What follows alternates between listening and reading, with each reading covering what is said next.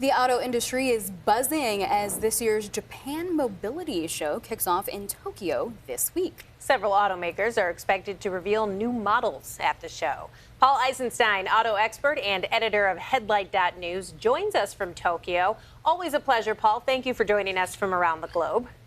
Konnichiwa. Good to be with you. So, first of all, give us a little context here. There's a lot of auto shows all around the planet. What makes this one special as far as influence and intrigue at the show? Well, considering it has some of the biggest automakers in the world appearing here, starting with Toyota, which, by the way, controls now about as much of the U.S. market as does General Motors or Ford Motor Company. So anything that Toyota does wherever there's an auto show is something we watch very closely.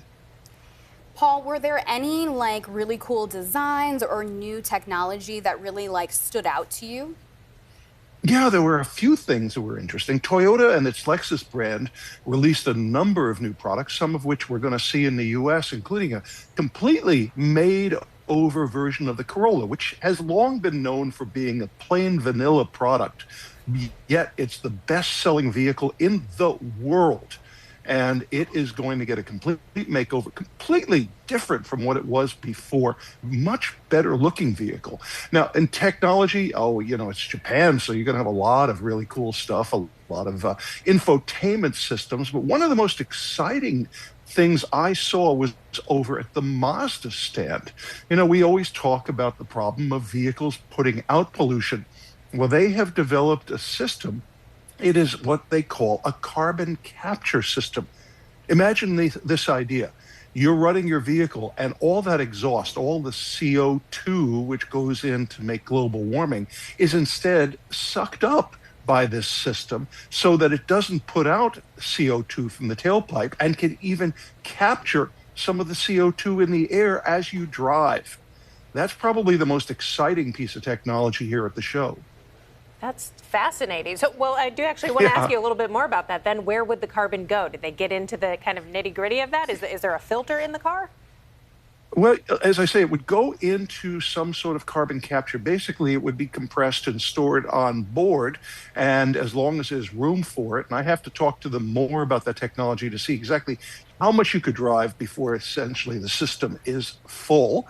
But then you could use that gas that you're capturing. It could be diverted into some sort of storage system. And of course, you can even use CO2 for some chemical reactions. It could be sequestered. That's part of the question.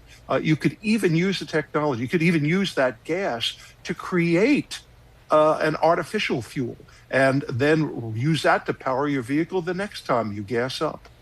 All right, Paul, finally, we're always hearing about different AI, artificial intelligence usages these days. Anything on that front that you're hearing from Tokyo?